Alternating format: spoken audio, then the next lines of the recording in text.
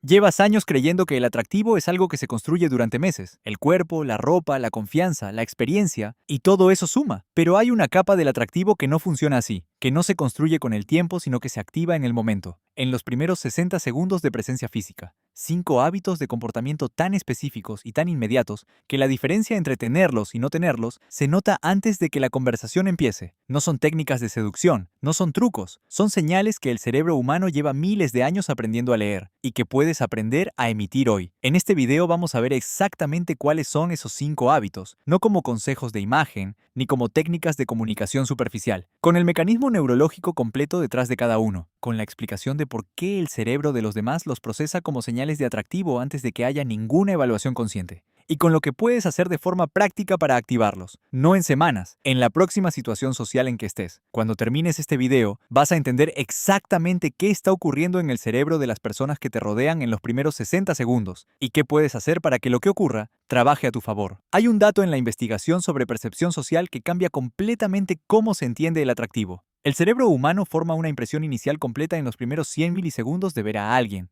no una impresión parcial. Una evaluación que incluye juicios sobre estatus, fiabilidad, competencia y atractivo. 100 milisegundos, antes de que haya habido ninguna palabra, antes de que haya habido ningún gesto deliberado, a partir exclusivamente de señales que el sistema nervioso del observador procesa de forma automática e inconsciente. Nalini Ambady y Robert Rosenthal, en su investigación sobre los llamados thin slices, demostraron que exposiciones de entre 2 y 5 segundos a una persona son suficientes para generar juicios que correlacionan de forma notable con evaluaciones formadas después de mucho más tiempo. El cerebro no necesita más información de la que tiene en esos primeros instantes para construir una impresión que va a influir en todo lo que sigue. Esa evaluación inicial no es definitiva, se actualiza, pero tiene un peso desproporcionado en cómo se interpreta la información posterior. Es lo que los psicólogos llaman efecto de primacía, la tendencia del sistema cognitivo a dar mayor peso a la información que llegó primero. Una vez que el cerebro ha formado una impresión inicial, tiende a interpretar los datos que llegan después de forma consistente con esa impresión. Confirma más de lo que revisa, lo que significa que los primeros 60 segundos no son el principio de la interacción en el sentido de que después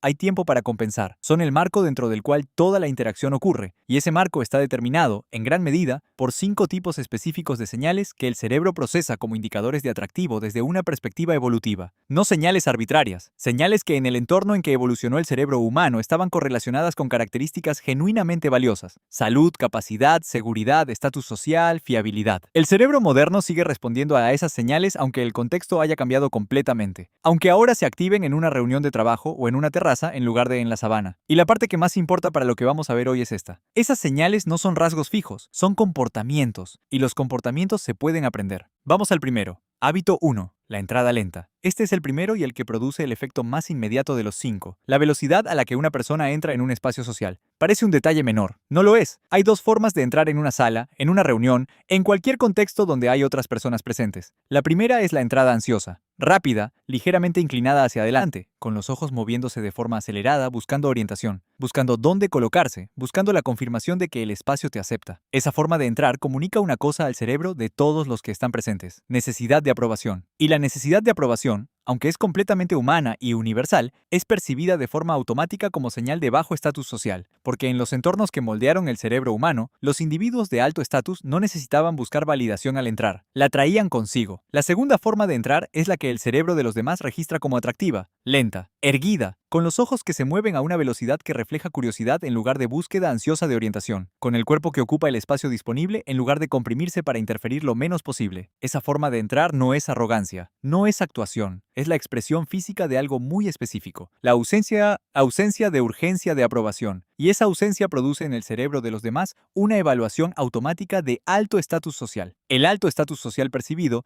es uno de los componentes más universalmente procesados como atractivos por el cerebro humano, no en el sentido de riqueza o de poder formal, en el sentido de alguien que tiene suficiente seguridad interna como para no necesitar la confirmación del entorno. Dana Carney, de la Universidad de California, Berkeley, documentó el efecto específico de la velocidad de movimiento en la percepción de dominancia y atractivo social. Sus resultados fueron consistentes. Las personas que se mueven con mayor deliberación y menor urgencia son evaluadas sistemáticamente como más poderosas, más competentes y más atractivas que las que se mueven con velocidad ansiosa. No porque hayan dicho nada, solo por cómo se mueven. Pero hay algo más en la entrada lenta que la mera percepción de estatus. La velocidad de entrada comunica también algo sobre la relación con el espacio. Una persona que entra rápido está, implícitamente, pidiendo permiso al espacio para estar en él. Su velocidad dice: no quiero causar molestia. Paso rápido para no ocupar demasiado. Una persona que entra despacio está tomando el espacio, no de forma agresiva, de forma natural, como alguien que tiene derecho a estar ahí y que no necesita disculparse por ocupar el lugar que ocupa. Esa diferencia, aunque nadie la articula conscientemente, se percibe de inmediato y produce evaluaciones completamente diferentes. La práctica concreta es la siguiente. La próxima vez que entres en cualquier espacio social, antes de cruzar la entrada, haz una pausa de 2 o 3 segundos. Respira. Deja que el sistema nervioso se regule ligeramente y entras a una velocidad que sea deliberadamente más lenta que lo que el impulso ansioso querría. Esa pausa no es visible para nadie desde dentro, pero el efecto de lo que produce sí lo es. Y con repetición suficiente, la entrada deliberada deja de requerir esfuerzo consciente. Se convierte en la forma natural de moverse en los espacios sociales. Hábito 2. El anclaje físico. El segundo hábito tiene que ver con algo que ocurre después de la entrada, con cómo se habita el espacio una vez que se está en él. El anclaje físico es la capacidad de estar quieto, no inmóvil en el sentido de rígido o de artificial, quieto en el sentido de no estar en movimiento constante y sin propósito. Hay un patrón de comportamiento físico que el cerebro de los demás procesa de forma inmediata como señal de ansiedad social elevada. El movimiento sin destino, los pies que cambian de posición repetidamente sin que haya necesidad de cambiarlos, las manos que buscan constantemente algo que hacer, el cuerpo que se balancea ligeramente de un lado al otro, los ojos que recorren el espacio de forma continua sin posarse en ningún punto con intención real. Ese movimiento constante no es neutro para quien lo observa, comunica algo al sistema nervioso de los demás de forma inmediata. Comunica que el sistema nervioso de la persona que se está moviendo está activado, que hay tensión interna que no encuentra salida, que el entorno está siendo procesado como amenaza o como evaluación de la que hay que salir bien. Y el cerebro de los demás, a través del sistema de neuronas espejo, capta esa activación, no necesariamente como pensamiento articulado, como una ligera incomodidad en la presencia de esa persona.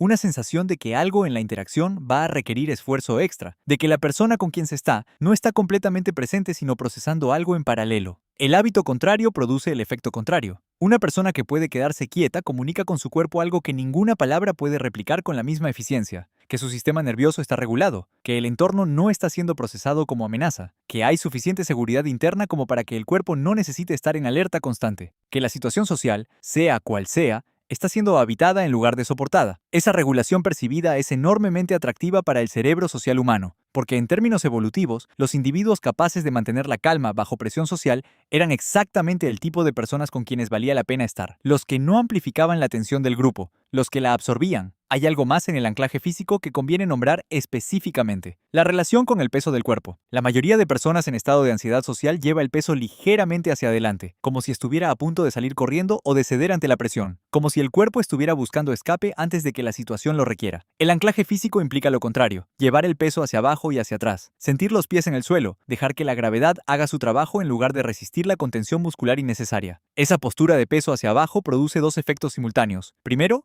regula el sistema nervioso desde dentro. Hay investigación que muestra que la postura de arraigo activa el sistema parasimpático, el sistema de calma del cuerpo, reduciendo los niveles de cortisol de forma mensurable. Segundo, comunica hacia afuera exactamente la señal opuesta a la que produce el movimiento ansioso. No huida, presencia, no urgencia, paciencia, no necesidad de que la situación termine, disposición a estar en ella. La práctica concreta para este hábito: en la próxima situación social donde estés de pie, lleva la atención a tus pies. Siéntelos en el suelo. No los des instrucciones específicas, solo siente el contacto. Deja que el peso del cuerpo caiga hacia abajo en lugar de sostenerse con tensión hacia adelante. Y cuando notes el impulso de cambiar de posición sin ninguna razón funcional, pausa ese impulso. No indefinidamente, solo 10 segundos. Eso no elimina la ansiedad de forma inmediata, pero entrena al sistema nervioso en la dirección correcta. Y produce, desde el primer momento, una presencia física que el cerebro de los demás registra de forma completamente diferente. Hábito 3. La voz sin comprimir. El tercer hábito opera en un registro diferente a los dos anteriores, pero su efecto en los primeros 60 segundos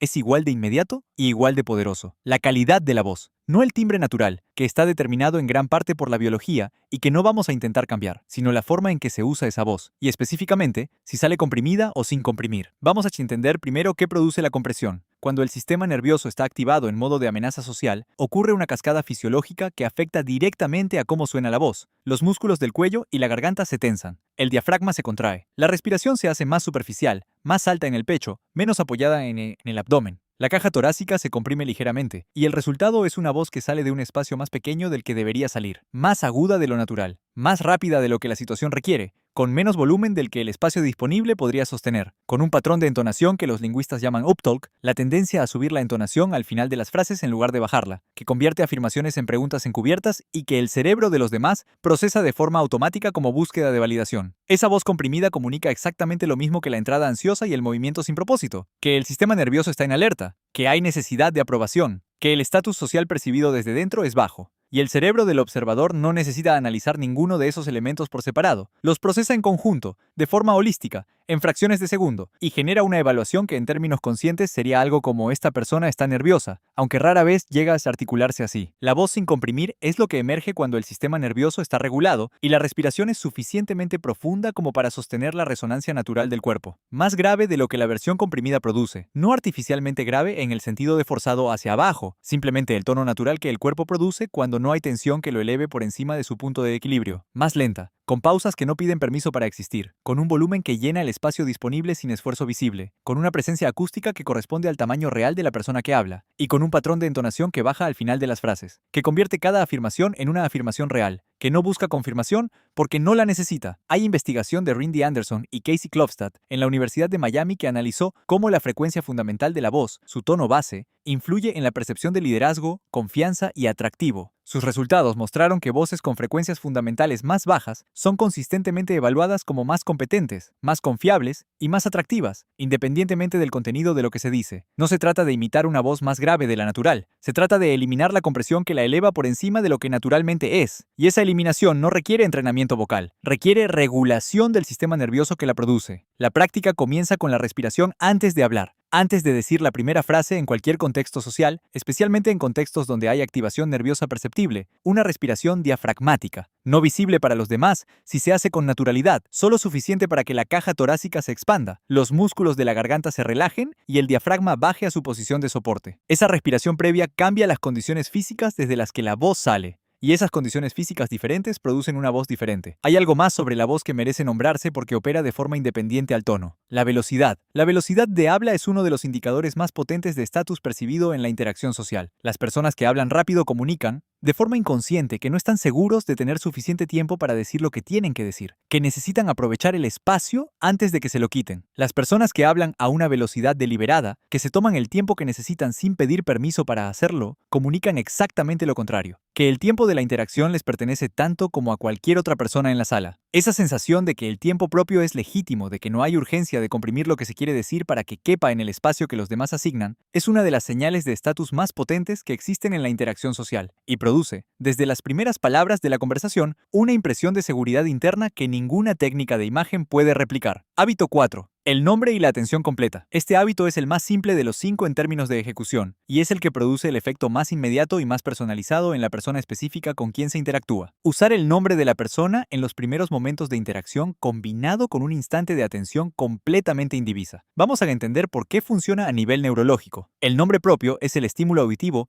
al que el cerebro humano responde con mayor rapidez y mayor intensidad de todos los que existen en el lenguaje. Hay investigación de neuroimagen, específicamente estudios con EEG, que muestran que escuchar el propio nombre activa el córtex prefrontal medial y otras regiones asociadas con la autorreferencia de una manera que ningún otro estímulo verbal replica con la misma intensidad, ni siquiera nombres propios de personas cercanas. El cerebro tiene un sistema de detección del propio nombre que opera incluso en condiciones de atención dividida. Es el mecanismo detrás del efecto cóctel. Puedes estar en una sala llena de conversaciones paralelas y no procesar casi ninguna de ellas, pero si alguien al otro lado de la sala menciona tu nombre, lo escuchas. El sistema lo detecta antes de que la atención consciente haya llegado allí. Cuando alguien usa tu nombre en los primeros momentos de interacción, el cerebro registra una señal que a nivel evolutivo estaba correlacionada con algo específico. Esta persona sabe quién eres, te ve como individuo, no como parte del fondo social. Y ser visto de forma individual, ser reconocido como una persona específica y no como un elemento genérico del entorno, es una de las necesidades psicológicas más fundamentales del ser humano. La investigación de Abraham Maslow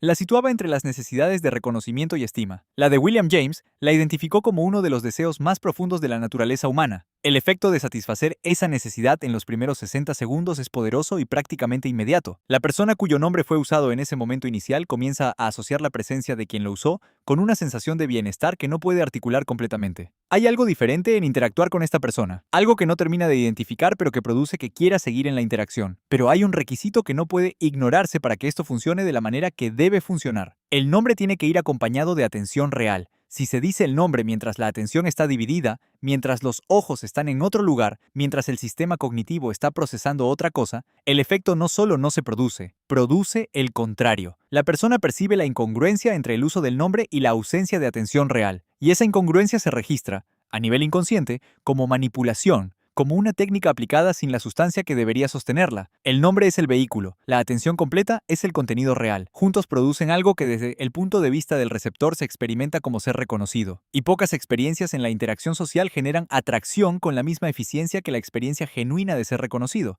Hay una dimensión adicional de este hábito que merece nombrarse, porque tiene un efecto que va más allá de los primeros 60 segundos. Recordar el nombre en interacciones posteriores. En la segunda, tercera, cuarta vez que hay contacto con esa persona, usar su nombre comunica algo que el cerebro registra con una respuesta aún más intensa que la primera vez. Esta persona te recuerda, no eras parte del fondo para ella, eras alguien específico que valió la pena recordar. Esa señal de valor percibido es extraordinariamente potente. Y es extraordinariamente rara, porque la mayoría de personas olvida los nombres casi inmediatamente después de escucharlos porque estaba demasiado ocupada pensando en lo que iba a decir a continuación para registrarlos realmente. La práctica para este hábito no es mnemotécnica, no es sobre técnicas para recordar nombres, es sobre decidir que la persona que tienes delante merece ser recordada antes de que haya dado ninguna razón específica para hacerlo. Esa decisión, tomada en el momento en que se escucha el nombre por primera vez, cambia completamente la calidad de la atención con que se registra. Y esa calidad de atención es exactamente lo que produce todo lo que sigue. Hábito 5. La sonrisa tardía. El quinto hábito es el más contraintuitivo de los 5 y el que más directamente contradice lo que la mayoría de personas hace de forma automática en situaciones sociales. No sonreír inmediatamente. Antes de explicar por qué, conviene aclarar lo que esto no significa. No significa no sonreír. No significa adoptar una expresión seria o distante como estrategia de atractivo. No significa suprimir respuestas emocionales genuinas. Significa retrasar la sonrisa de entrada hasta que haya algo real que la justifique. Vamos al mecanismo. Hay un patrón de comportamiento muy extendido en contextos sociales que se podría llamar la sonrisa refleja. La sonrisa que aparece automáticamente en el momento en que se tiene contacto visual con alguien, antes de que haya habido ninguna interacción real, como señal de que se es inofensivo, accesible, agradable. Esa sonrisa tiene una función social legítima en ciertos contextos. Reduce la tensión inicial, señala que no hay amenaza. Pero en términos de percepción de atractivo social, tiene una debilidad específica que el cerebro de los demás detecta de forma automática. Cuando la sonrisa aparece antes de que haya nada que la justifique, el cerebro del observador la clasifica como señal social convencional, como parte del repertorio de adaptación al entorno, como algo que se hace de forma automática en situaciones sociales más que como una respuesta genuina a algo real. Y las señales que se clasifican como convencionalmente sociales no producen atracción,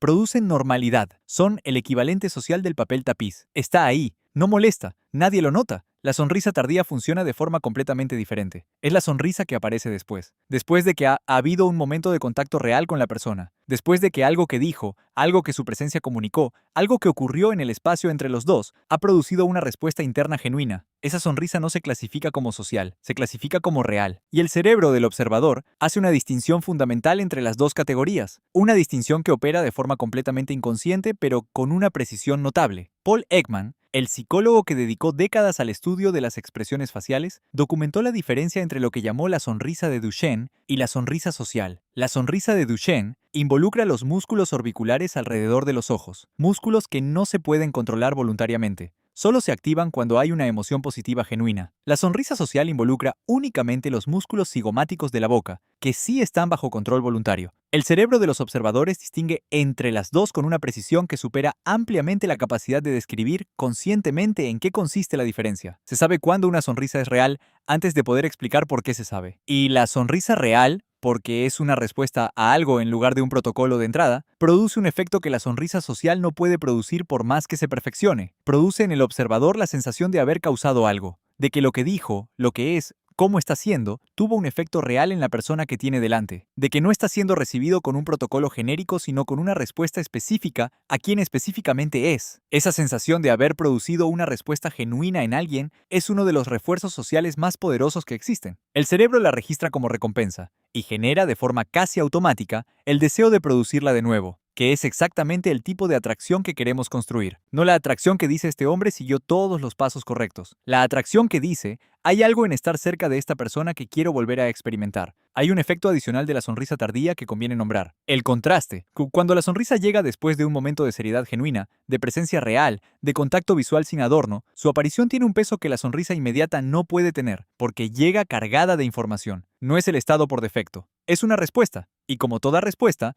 comunica que hay algo que la produjo. Ese algo, esa razón específica para la sonrisa, es lo que hace que quien la recibe quiera saber más, que sienta curiosidad por la persona que está delante, que quiera continuar la interacción para descubrir qué más puede producir ese tipo de respuesta. La práctica concreta. En los primeros segundos de cualquier interacción, resistir conscientemente el impulso de sonreír de forma refleja, no con esfuerzo visible, simplemente dejar que haya un momento de presencia primero, un instante de contacto visual genuino, un momento en que la otra persona es realmente vista antes de que haya ninguna respuesta automática. Y desde ese momento de presencia real, dejar que lo que venga, venga. Si hay algo que produce una sonrisa genuina, aparecerá. Y, cuando aparezca de esa manera, producirá un efecto cualitativamente diferente al de la sonrisa de protocolo. Con práctica, ese retraso de un segundo o dos entre el contacto y la respuesta se vuelve natural, deja de sentirse como contención y empieza a sentirse como presencia. Conviene ver cómo se conectan antes de cerrar porque la imagen completa es más que la suma de las partes. La entrada lenta establece el estatus percibido desde el primer instante. Comunica que quien entra no necesita la validación del espacio para sentirse legítimo en él. El anclaje físico sostiene ese estatus a través del movimiento. Un cuerpo que no está en alerta constante comunica regulación, y la regulación se percibe como capacidad de sostener cualquier situación sin que la situación te sostenga a ti. La voz sin comprimir lo confirma en el primer intercambio verbal. Antes de que el contenido llegue, el contenedor ya ha comunicado algo sobre quién está hablando. Un sistema nervioso regulado, un tiempo que no se pide prestado sino que se toma. El nombre con atención completa personaliza la interacción, transforma el encuentro de un intercambio genérico en un reconocimiento específico, y el reconocimiento específico produce vínculo de una manera que el intercambio genérico nunca puede producir. Y la sonrisa tardía cierra el sistema con algo que ninguno de los otros cuatro puede hacer solo. Convierte todo lo anterior en algo que se siente genuino en lugar de calculado, porque la sonrisa tardía es la señal de que hay alguien presente que está respondiendo de verdad, que no está ejecutando un protocolo, que lo que ocurre en la interacción lo afecta de verdad. Y esa vulnerabilidad visible, esa evidencia de que hay algo real ocurriendo por dentro que se refleja en el exterior, es lo que transforma la percepción de seguridad que los 4 primeros hábitos construyen en algo más complejo y más atractivo. La seguridad sin apertura produce admiración desde lejos. La seguridad con apertura produce atracción de cerca. Hay algo que vale la pena decir sobre estos 5 hábitos antes de terminar. Algo que determina si producen el efecto que hemos descrito o si se convierten en una actuación más que el cerebro de los demás termina detectando como tal. Ninguno de ellos funciona como técnica aislada. Funcionan como expresiones de un estado. Y el estado que expresan, la regulación del sistema nervioso, la ausencia de urgencia de aprobación, la presencia real, la atención genuina, no se puede fingir de forma sostenida. El cerebro humano ha evolucionado durante miles de años leyendo señales sociales en entornos donde la capacidad de distinguir entre lo genuino y lo performativo tenía consecuencias reales. Ese sistema de lectura no se apaga cuando las consecuencias dejan de ser de supervivencia, lo que significa que el camino más directo hacia estos 5 hábitos no es aprenderlos como técnicas, es reducir progresivamente lo que los impide. La entrada lenta no requiere aprender a moverse diferente, requiere reducir la urgencia de aprobación que produce la entrada rápida. El anclaje físico no requiere aprender posturas, requiere reducir la activación del sistema nervioso que produce el movimiento constante. La voz sin comprimir no requiere entrenamiento vocal, requiere reducir la tensión que comprime la voz natural. El nombre con atención completa no requiere técnicas de memoria, requiere reducir la preocupación por la propia actuación que impide escuchar realmente. La sonrisa tardía no requiere contener la expresión, requiere reducir el reflejo de adaptación social que produce la sonrisa inmediata. En todos los casos, el trabajo es el mismo, no añadir, reducir la capa de reactividad ansiosa que está tapando algo que ya existe debajo. Y lo que existe debajo, cuando esa capa se reduce, es exactamente lo que el cerebro de los demás procesa como atractivo, no la versión fabricada de la seguridad, la versión real, la que no necesita ser demostrada porque simplemente está ahí. La próxima vez que entres en una sala, recuerda que los primeros 60 segundos no son el tiempo antes de que empiece la interacción, son la interacción. Y en esos 60 segundos, tienes 5 herramientas disponibles que el cerebro de los demás está esperando leer. La pregunta no es si vas a emitir señales, siempre se emiten. La pregunta es cuáles. Si este video te dio algo que no tenías, hay mucho más sobre los mecanismos que gobiernan cómo nos perciben, cómo nos relacionamos y cómo construimos presencia real. Todo eso está en el canal. Nos vemos en el siguiente.